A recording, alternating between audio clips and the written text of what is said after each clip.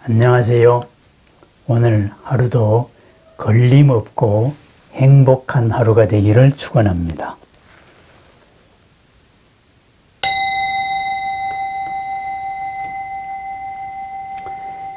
진언에 대해서 한번 살펴보기로 하겠습니다. 진언의 원리, 그리고 진언의 내용, 진언이란 무엇인가 한번 살펴보기로 하겠습니다.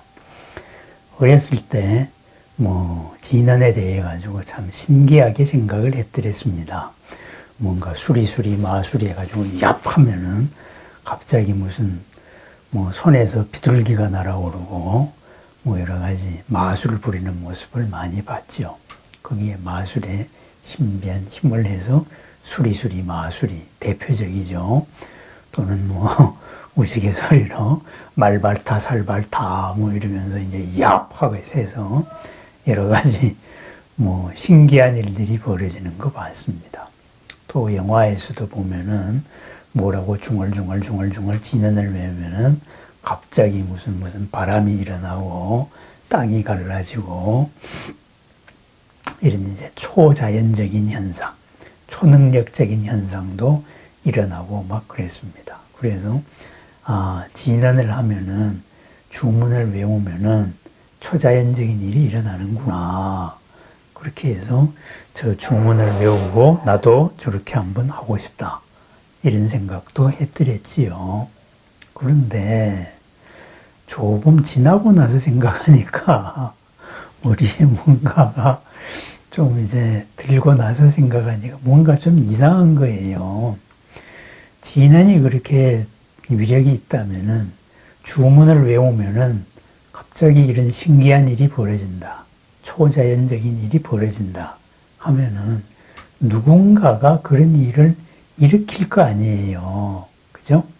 누군가가 그런 진언을 배우면은 천지신명이 움직여 준단 말이죠. 그렇습니다. 우리가 할 수 없는 일을 할 수 있는 존재가 진언을 외우는 순간에 얍 하고 이제 힘을 써준다. 진언을 외우는 사람 편을 들어준다. 이런 거잖아요. 그래서 그거 좀 이상한다는 생각이 그때부터 들기 시작하는 거예요. 뭐냐 하면은, 그렇다면은 우리보다 능력이 훨씬 더 센, 천지신명이라도 좋고 귀신이라도 좋고 또 아니면은 수호신이라도 좋고 다 좋습니다. 그런 존재들이 그 말의 노예인가 이런 생각이 들었어요. 진언을 외우면은 자동적으로 그런 존재들은 움직여야 되는가, 그죠? 그거 좀 이상하다는 생각이 들었어요. 그죠?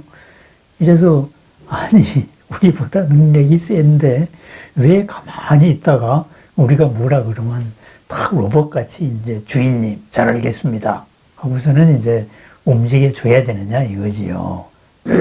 그런 게 진언인가? 이런 생각을 하니까 이거 그게 아닌 것 같다 이런 생각이 들었어요. 우리보다 능력이 좋고 더 뛰어난 존재들이라면은 우리들의 말을 잘 들을 이유가 없습니다. 그죠? 우리보다 더 큰 일을 하고 더 큰 능력을 가지고 있는데 왜 어디 의지할 데가 없어가지고 이 진언을, 주문을 외우는 사람 편에 들어가서 이 외우는 사람이 자기의 업속으로 들어오라고, 내가 이러이런 하고 싶으니까 당신이 대신해 주시오 하고서는 이렇게 이제 부림을 당하겠습니까? 그죠? 그래서 진언은 귀신을 부리는 건가? 또 불교에서 진언을 외우면은 소원이 이루어진다고 하니까 그런 부처님이나 보살님이나 신중들을 진언으로서 부리는 것인가? 이런 생각을 했어요. 그건 이치에 맞지가 않다. 이런 생각이 들었습니다. 그래서 그러면 도대체 이 진언의 원리가 무엇일까? 그죠? 대승경전을 보면은 여러 가지 진언 얘기들이 많이 나옵니다. 우리가 거의 조석으로 외우는 반야심경에도 보면 마지막에 아제아제 바라아제 바라승아제 모지사바, 천수경 시장은 수리수리 마수리 수수리 사바 이렇게 진언이 되는 거거든요. 그런데 이 수많은 진언들에 보면은 그 진언들에는 사연들이 있어요. 연기가 있다 이거죠. 어떤 사람이 어떤 존재가 이 진언을 외우면은 내가 무엇을 위해서 나타나서 보호를 하겠다. 그죠? 법화경을 이 신중들이나 보살들은 법화경을 전하는 사람이 법화경으로 살아나가는 사람이 힘든 일을 당했을 때 이 진언을 외우면은 그 위험이 없게 하겠다. 이런 서원이 있지요. 그렇습니다. 그래서 진언에는 그런 서원들이 있더라 이거죠. 그렇다면은 그 서원이라는 것은 내가 마음대로 부려먹을 수 있는 서원이 아니에요. 그죠? 내가 나의 일을 위해 가지고 진언으로서 그 부처님이나 그 보살님이나 아니면 야차나 이런 이제 신들을 내 마음대로 부려먹을 수 있는 게 아니더라 이거예요. 그분들의 원력과 나의 원력이 합쳐져야 된다. 그러니까 서로 간이 하나가 됐을 때 진언은 힘을 발휘하는구나. 이거를 맨 처음에 제가 알게 된 일이었어요. 그래서 진언은 귀신이나 부처님이나 보살을 내 마음대로 부려먹는 그런 소리가 아니구나. 부처님이나 보살님들은 진언을 외운다고 자동적으로 뭐 로봇가 돼가지고 우리들의 종이 돼가지고 움직이는 그런 존재가 아니구나. 이런 게 있습니다. 그 다음에는 가만히 생각을 하니까 이 진언은 인도말로 되어 있는 거예요. 인도말. 그죠? 산스크리트로 되어 있다. 이거죠. 물론 산스크리트도 되어 있고 아니면은 이제 산스크리트 말고 여러 지방의 방언도 섞여 있는 거죠.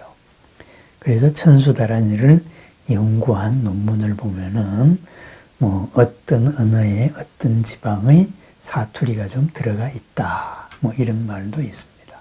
그렇습니다. 뭐냐? 진언은 뭐냐? 결국은 의미 없는 말이 아니고 인도 사람들이라면은 알아들을 수 있는 말이었다. 이런 말입니다. 그래서 진언이 해석이 되는 겁니다. 번역이 되는 겁니다. 그래서 진언에 복합적인 문화현상이 담겼기 때문에 그 진언을 번역을 하지 말라 그랬지만은 그럼 진언이 최초에 설해진 데는 인도입니다. 그죠? 인도 사람들한테 이거 외우세요.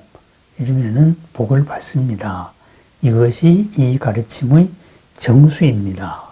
반야심경의 정수는 아제아제 바라아제입니다. 바로 이렇게 돼 있잖아요. 그러면 인도 사람들은 아제아제 바라아제가 자기들 말이니까 무슨 말인지 알고서 외웠단 말이죠. 그죠? 우리는 그 언어를 배워야 하지만 그렇습니다. 진언은 인도에서 말할 때는 인도 사람들을 상대로 만들어진 이 인도말 진언은 인도 사람들은 다 알아듣는 말이었구나. 바로 이런 사실이 드러납니다. 그래서 이 진언을 요즘에는 학술 수준이 높아져 가지고 큰 진언에 대해서는 지금 다 번역이 나와 있습니다. 그래서 그 번역을 보니까 어떻게 됐느냐. 진언의 제목의 내용이더라. 이런 말입니다. 결국은 우리가 범어를 몰라도 진언이 무슨 말인지는 몰라도 진언의 앞에 붙은 제목이나 또는 그 진언에 대한 개송, 이 개송에 진언의 뜻이 담겨 있더라. 이런 말입니다. 결국은 진언은 알고 외우는 겁니다. 그죠? 중국이나 우리는 모르고 외웠지만은 인도 사람들은 다 알고 외웠던 거예요. 그러면은 이 알고 외울 수 있는 그러한 원리가 뭐냐 이거죠. 이것이 바로 진언의 원리입니다. 왜 알고 외웠느냐? 인도 사람들은 알고 외웠냐? 수리수리 마수리, 막다, 막다, 크게 막다. 그죠? 맑고도 맑다. 그래서 수술이 사바, 이로써 모든 것이 이루어질 것입니다. 청정함으로써 모든 상스러움이 이루어질 것입니다. 바로 이런 거란 말이에요. 그렇다면 아제아제 바라제 같으면은 가신이여 가신이여, 저 언덕으로 완전히 가신이여, 보디사바, 보리로서 모든 것을 성취하셨습니다. 그러니까 가신분을 찬탄하면은 그렇게 되고, 우리한테 향하게 되면은 우리는 가고 있는 사람, 저 언덕으로 완전히 갑시다. 그것이 우리의 삶이고 그것이 반야심경을 배우는 목적입니다. 하고 보디사바, 깨어 있음으로써 그것을 다 성취하십시다. 이렇게 강조를 하고 있다 이거죠. 왜 그러느냐 하면은 우리들의 모든 업들, 우리들의 모든 활동들이 사실은 말로서 이루어져 있기 때문에 그렇습니다. 그래서 우리들의 깊은 의식 속에 숨어있는 이 업들, 제8식에 숨어있는 이 업들, 때가 되면 나타나려고 하는 업들, 이 모든 업들을 달리 이름하여서 명언종자라고 말합니다. 업이라는 것은 지난 시절의 의지인데 그것은 종자와도 같습니다. 그래서 땅을 만나고 습도를 만나고 햇볕을 만나면 싹이 트는 거예요. 우리 속에 있는 모든 업들이 명언종자입니다. 명언, 그것은 명, 이름이 있고 말로서 표현할 수 있는 것이다 이 말입니다. 결국은 우리들의 모든 의도는 말로서 표현할 수 있다. 우리들의 모든 업은 말로서 표현할 수 있다. 이것이 진언의 원리입니다. 우리들의 삶, 구체적으로 말로서 표현할 수 있습니다. 그렇다면은 여기에 우리가 어떤 말을 하느냐, 여기에 따라서 어떤 업이 선택이 될 것이냐, 이것이 결정이 될 확률이 높다 이거죠. 우리 마음 깊은 곳에 제8식, 아레아식의 창고와 같은 데에 모든 업들이 다 있습니다. 이 업들 가운데서 내가 진언을 배웁니다. 나는 저 언덕으로 바라밀로 가는 삶을 살겠습니다. 깨어있음으로 살겠습니다. 이것을 끝없이 배우는 순간에 수많은 업들, 종자의 업들 가운데 그 방향의 업들이 우선적으로 선택이 됩니다. 그래서 그것이 이루어진다 이거죠. 그죠? 수리수리 마수리, 청정하고 청정합니다. 그래서 청정을 강조할 때 청정한 업이, 청정한 명언종자가 밖으로 나올 수가 있습니다. 그렇습니다. 그럼 반대로 말하면 뭐랄게? 어떻게 될까요? 나쁜 놈, 죽일 놈, 이런 부정적인 말을 많이 합니다. 그럼 어떻게 될까요? 부정적인 명언종자가 나올 가능성이 커집니다. 부정적인 명언종자가 나와서 부정적인 것만 보게 되는 거예요. 바깥의 연을 찾는다 이거지요. 그죠? 그렇습니다. 진언은 바로 이런 명언종자, 모든 업을 끌어내는 길잡이입니다. 그래서 인도 사람들은 알고 외웠던 거예요. 그래서 부처님의 가르침이 담겨 있는 문장이다, 말이다 이겁니다. 부처님의 가르침을 요약할 수 있는 짧은 말, 진언입니다. 긴 말, 다란이입니다. 그래서 진언입니다. 참다운 말이다 이거죠. 참다움을 이끌어내는 말이다. 총지라고 말합니다. 전체적인 뜻을 갖추고 있다. 그렇지요. 그죠? 참다운 말로서 나의 업을 이끌어냈을 때 모든 공덕, 수많은 공덕을 이끌어낼 수 있습니다. 그래서 이 진언은 우리의 업을 이끌어내는 길잡이입니다. 그래서 이 진언에는 부처님의 뜻이 담겨져 있고 보살님들의 원력이 담겨져 있고, 그죠? 신중님들의 약속이 담겨져 있는 겁니다. 이러한 보살행의 바른 길이면은 나도 동참하겠습니다.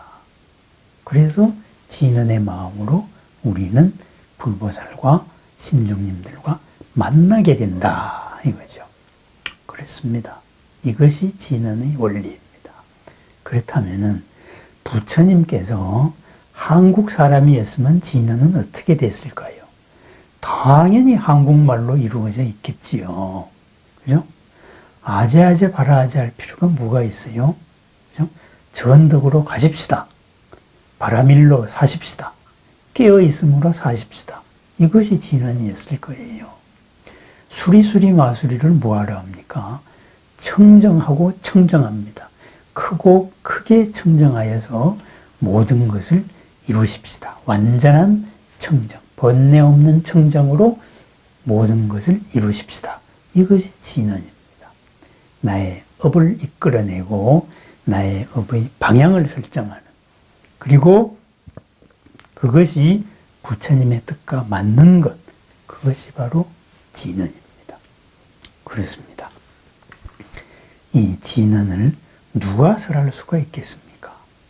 바로 나 자신이 설할 수도 있습니다.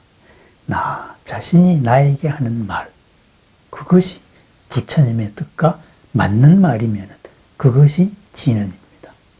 저 사람 죽어라. 그런 저주는 부처님의 뜻이 아닙니다. 그래서 진언이 될 수 없어요. 참다운 말이 아닙니다. 그것으로서는 공덕의 업이 이루어지지가 않습니다. 하지만은 나도 남도 이루어야 되겠습니다. 또는 구체적으로 나는 온 법계의 그러한 근본적인 흐름과 하나 되어서야 되겠습니다. 바로 옴 하는 겁니다. 모든 번뇌를 소멸하겠습니다. 훔 하는 겁니다. 그렇습니다. 나는 부처님입니다. 그것이 진언입니다. 부처가 이런 행동을 해도 될까? 안 되지요. 그래서 나는 부처님입니다. 이것을 마음이 흔들릴 때마다 외웁니다. 그럼 그것이 진언입니다.